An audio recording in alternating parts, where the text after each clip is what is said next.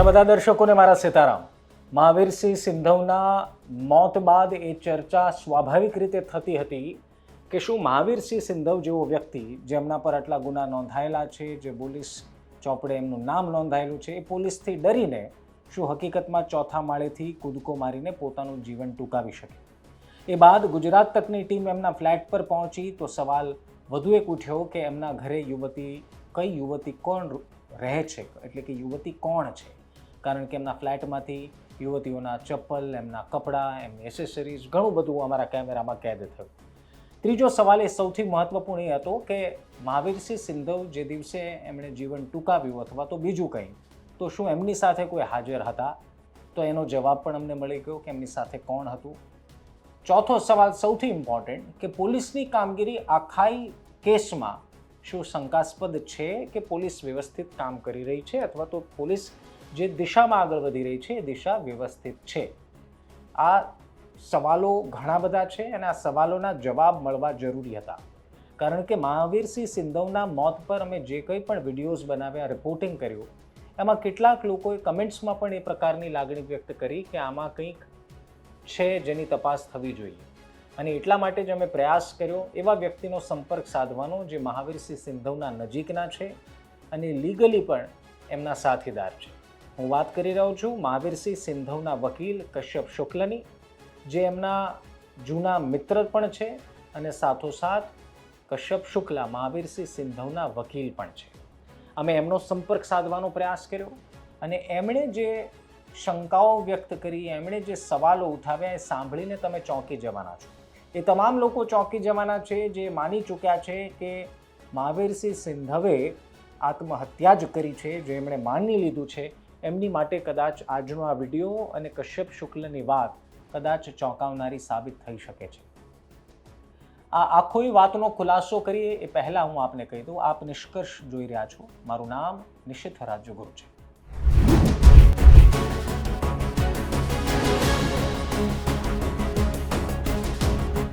કશ્યપ શુક્લા મહાવીરસિંહ સિંધવના જૂના મિત્ર છે, એમના વકીલ પણ છે અને અમે એને સંપર્ક સાધીને એ તમામ સવાલો પૂછ્યા જે સામાન્ય લોકોના મનમાં ઉપજે આ ઘટના જોયા બાદ. સૌથી પહેલાં સવાલ અમારી ટીમે જ ઉઠાવ્યો હતો કે જ્યાં મહાવીરસિંહ સિંધવ પટકાયા છે અથવા તો જ્યાંથી એમણે કૂદકો મારીને નીચે પડ્યા છે ત્યાં લોહીનો એક ડાઘ પણ નથી. અમારા સંવાદદાતાએ આ પણ વાત કરી હતી, શંકા ઉપજાવવા કરતાં આ વાત કરી હતી કે અહીંયા સામાન્ય ઘટનાઓમાં આવું હોય છે, પરંતુ આ બધી વાતના ખુલાસા પીએમ રિપોર્ટમાં થઈ શકે. આ બધી ટેકનિકાલિટી પોલીસ તપાસમાં થઈ શકે. તમે કે હું કોઈ વ્યક્તિ નથી જે જજમેન્ટ પર સીધા આવી જઈએ, ને એટલા માટે અમે વકીલનો સંપર્ક સાધ્યો. કશ્યપ શુક્લા અમારી વાતચીતમાં કયા સવાલોના કેવા જવાબ આપે છે ધ્યાનથી સાંભળજો અને આખી વાત સાંભળ્યા બાદ કમેન્ટમાં જરૂર કહેજો કે તમે શું માનો છો. હવે પછી તમે કશ્યપ શુક્લા સાથે મારી થયેલી જે વાતચીત છે એ સાંભળવા જઈ રહ્યા છો. સાંભળો કશ્યપ શુક્લાએ આખી એક ઘટનાને લઈ કેવા પ્રકારના સવાલો ઉઠાવ્યા, શંકા ઉપજાવી. અમારી સાથે ફોન લાઈન પર જોડાયા છે મહાવીરસિંહના વકીલ કશ્યપભાઈ. કશ્યપભાઈ, સૌથી પહેલા તો એક આખી જે ઘટના છે એ ઘટનામાં મહાવીરસિંહ સાથે કોઈ વ્યક્તિ હતા? શું અમે દારૂનું સેવન કર્યું હતું? આપનું શું કહેવું છે આ બાબતે? મહાવીરસિંહ સાથે એના બે મિત્રો હતા. એ મેં દારૂનું સેવન કર્યું છે કે કેમ, એમાં એક છોકરો જે છે એ દારૂ નથી પીતો ક્યારેય, જે પ્રજાપતિનો છોકરો છે જેનું નામ ભોલો છે.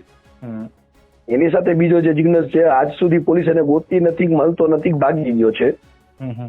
ઈ ડ્રિંક કરતો હતો અને એટલે એ હું તમને પરફેક્ટ ન કહી શકું, પણ એવી મળે ત્યારે ખબર પડે એમને કે એને ડ્રિંક કર્યું હતું કે કેમ, કારણ કે કર્યું હશે એવું મને, કારણ કે એવડું એ વ્યસન હતો એટલે.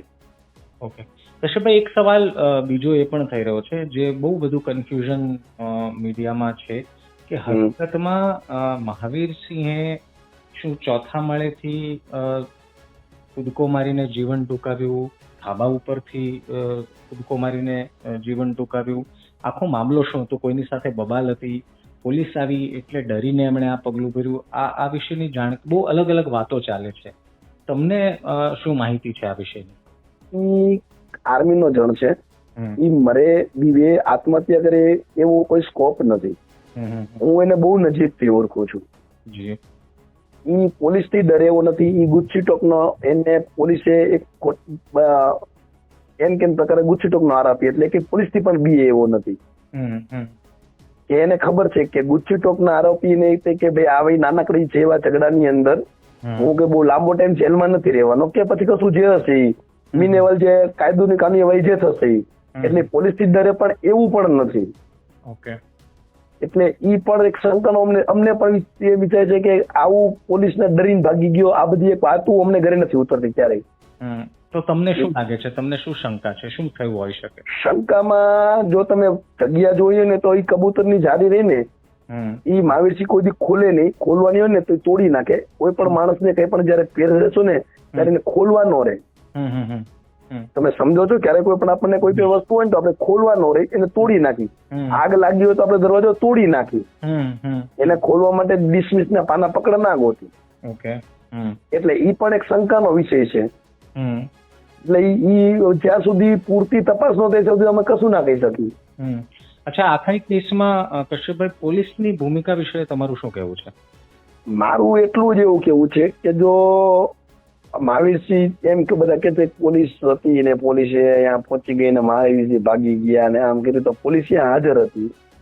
પોલીસનું એવું કે છે કે અહીંયા નીચે પડ્યા તો હું સ્પોટ ઉપર ગયો તો અહીંયા એક પણ લોહીનો ડાઘો નહોતો. આ પહેલો એક શંકાનો ડાયરો. બીજી વસ્તુ, પડ્યા રે પછી તમે અહીંયા 112 સામે જ પડી છે તો તમે એને હોસ્પિટલ માનવતા કેમ ન દેખાડી? એની બહાર નીકળતા 5 મિનિટના અંતરે હોસ્પિટલ છે, તમે 16 હોસ્પિટલ કેમ લઈ ગયા? આ બીજી શંકા ઉપજાવે છે. પડ્યા તો અહીંયા લોહીનો ડાઘો એક પણ નથી. હું અહીંયા ગયો તો ધોઈ નાખ્યો તો કોને ધોયો, શું કરવા ધોયો, ઈ અમને એક નથી સમજણ પડતી. ત્રીજી વસ્તુ મને એકી નથી ખબર પડતી કે મહાવીરસિંહ નીચે પડી ગયા પછી તમારે એનું ઘરના દરવાજા તોડવાની, એના તિજોરીના કબાટ તોડવાની, એના ઘરના કબાટના દરવાજા તોડવાની, આ બધી જરૂર શું કરવા પડી? અને પડી તો કાયદેસર રીતે પોલીસનું કામ એ બને છે પંચને લઈ જઈને રૂબરૂ પંચનામું કરીને ઘર ખોલવું પડે. એવું નથી કર્યું તો કેમ નથી કર્યું? અચ્છા, આ આખી ઘટના બાદ હવે પોલીસ કોઈ દિશામાં તપાસ કરી રહી છે એવી આપને કોઈ જાણકારી છે? શું કરી? અમે પોલીસને એવી રજૂઆત કરી છે તપાસ કરવાની. અમને વિશ્વાસ છે પોલીસ અમને પૂરો સહકાર આપશે. પણ વસ્તુ એવી છે કે ભાઈ ચોથો આરોપી મળે, અને બીજી વસ્તુ એ કે ત્યાંના આખા સીસીટીવી ખગોરીને પોલીસે અમને નો આપે તો કાંઈ નહીં, પણ એને મીડિયા સમક્ષ મૂકવા જોઈએ કે રિયલ નો બનાવ આ છે, આવી રીતનો બનાવ છે, અમે પહોંચી ગયા હતા, અમે નથી લઈ ગયા તો એ અમારી માનવતા નથી. સુપ્રીમ કોર્ટ કહે છે કે કોઈ પણ ઇન્સિડન્ટ બને તો તમને પોલીસ હેરાન નહીં કરે, પેલા હોસ્પિટલ પહોંચાડો. તો આ અમારી લાપરવાહી છે, આવું એમને એક્સેપ્ટ કરવું જોઈએ અને આના માટે મહેનત કરવી જોઈએ. અચ્છા કશ્યપભાઈ, આ જે આખો એ મામલો છે જેમાં એવો આરોપ લગાડવામાં આવ્યો કે પાડોશી સાથે કોઈ ઝઘડો હતો અને પછી પાડોશીએ પોલીસ બોલાવી અને પછી આ થયું, અને તમે જે સવાલ ઉભા કર્યા એ અલગ પ્રકારના છે, તો તમને શંકા કઈ તરફ છે? એમની સાથે હાજર મિત્રો છે એમની પૂછપરછ થવી જોઈએ કે આની પાછળનું કઈ કારણ કઈક ત્રીજું જ છે જે આપણને કોઈને ખબર નથી?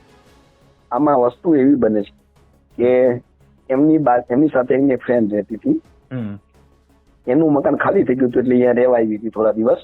એને એનું મકાન ખાલી કરવાનું હતું એટલે બીજું ન મળે ત્યાં સુધી. ઈ ફ્રેન્ડ નું ઈ જ ફ્લેટ ની અંદર બીજો રહેનાર છોકરાએ પહેલી વાર એને મોબાઈલ નંબર માંગ્યો, બીજી વાર રાત્રે એનો હાથ પકડ્યો. કોઈ પણ મર્દ માણસ કોઈ પણ સ્ત્રીનો હાથ કરે ને એનાથી સહન ન થાય, એટલે એને ઈ લોકો સાથે એને ઝઘડો થયો તો એ કન્ફર્મ વસ્તુ છે. એમને માર્યા એ પણ કન્ફર્મ વસ્તુ છે. એમાં એમાં એમ નથી કે તો 100% સાચી જ વાત છે, એમાં બીજું કશું નથી.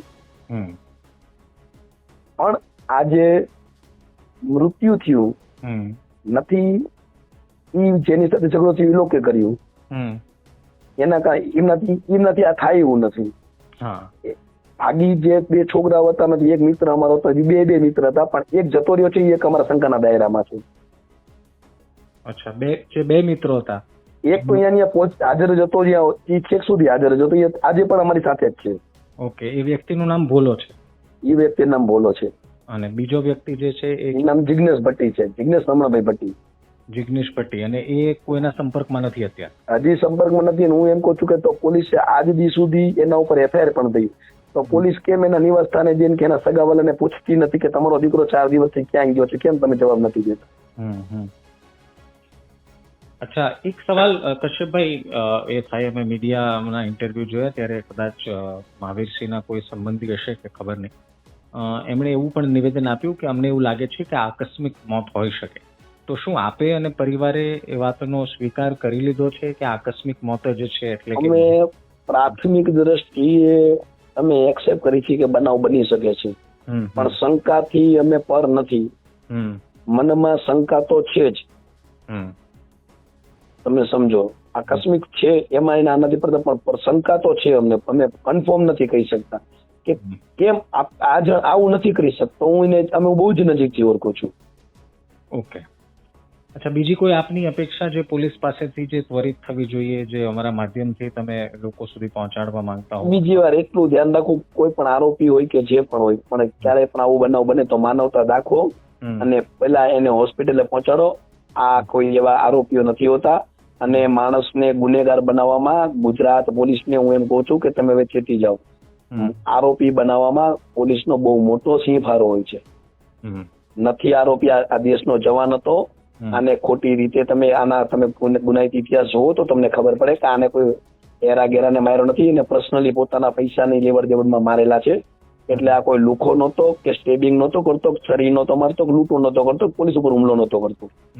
એક ચર્ચા કશ્યપભાઈ, એ તો સરા જાહેર છે, એ વાત તો સ્વીકારશો ને કે એમની ઉપર ગુસ્સી ટોપ થયું છે ને બિશ્નોઈ ગેંગ સાથે એમના સંબંધના ચર્ચાઓ પણ ઘણી છે.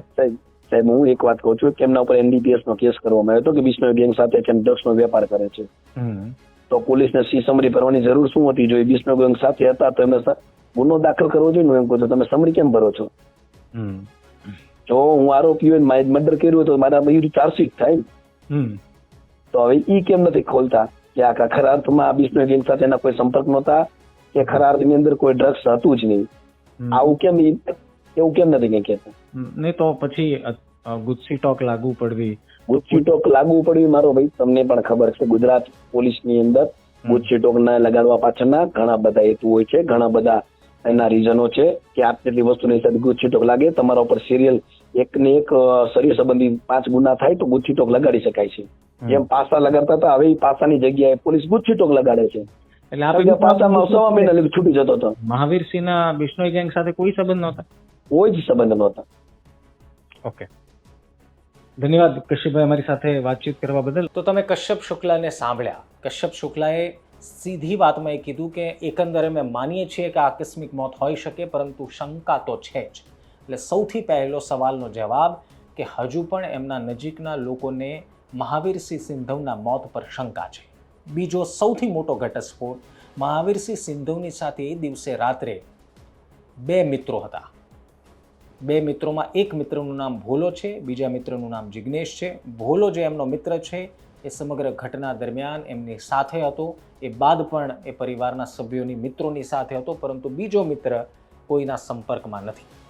ત્રીજો સૌથી મોટો સવાલ કે મહાવીરસિંહ સિંધવના ફ્લેટમાં જે યુવતી છે કોણ છે? એમના વકીલે વાત કહી છે કે એ યુવતી મહાવીરસિંહ સિંધવની મિત્ર છે, અને એમનો ફ્લેટ ખાલી કરવાનો હોવાથી તે થોડા દિવસ માટે મહાવીરસિંહ સિંધવની સાથે રહેવા ગયા હતા. ચોથો સૌથી મોટો ખુલાસો કે મહાવીરસિંહ સિંધવનો ફ્લેટમાં જ રહેતા એક યુવાન સાથે એમની યુવતી મિત્રની લઈને ઝઘડો થયો હતો. એ વાત 100%ની છે, અને એમને માર પણ માર્યો હતો, એ વાતનો પણ વકીલે સ્વીકાર કર્યો. અને 5મી અને સૌથી મોટી વાત કે એ દિવસે રાત્રે મહાવીરસિંહ સિંધવ અને બીજો મિત્ર જિગ્નેશ જે છે એ ડ્રિંક કરી રહ્યા હતા, એ કોઈ કેફી પદાર્થ પી રહ્યા હતા, એ વાતનો સ્વીકાર પણ વકીલે કર્યો. હવે જોવાનું એ છે કે આ બધી વાતચીત બાદ પોલીસ કઈ દિશામાં આગળ વધે છે, પોલીસ શું કરે છે. પોલીસને હકીકતમાં જિગ્નેશ જે વકીલે ફરિયાદ કરી કે એમને પોલીસ શોધી રહી નથી અથવા તો મળતી નથી, તો પોલીસને એ મિત્ર મળે છે, એમનું નિવેદન નોંધાય છે કે કેમ? કારણ કે પ્રાથમિક દ્રષ્ટિએ એમના પરિવારના સભ્યોને આકસ્મિક મોત લાગે છે, પરંતુ શંકા પણ છે. અને એમના વકીલ કશ્યપ શુક્લાએ કીધું છે કે એમણે પોલીસને તપાસ માટે વિનંતી કરી છે, અને એમણે પોલીસ પર વિશ્વાસ પણ વ્યક્ત કર્યો છે. તમે શું માનો છો કમેન્ટમાં જરૂર લખજો. બાકી આ જ કેસને લઈ વધુ અપડેટ્સ આવતીકાલે તમને ગુજરાત તકમાં મળશે. એક્સક્લુઝિવ અપડેટ મળવાના છે. તો હજુ સુધી ચેનલ સબસ્ક્રાઇબ ન કરી હોય તો ડાબી બાજુ નીચે સબસ્ક્રાઇબનું બટન છે અને દબી દો, નોટિફિકેશનમાં ઓલ કરી દો, જેથી કરીને તમામ અપડેટ્સ તમને નોટિફિકેશન મારફતે મળતા રહે. સીતારામ.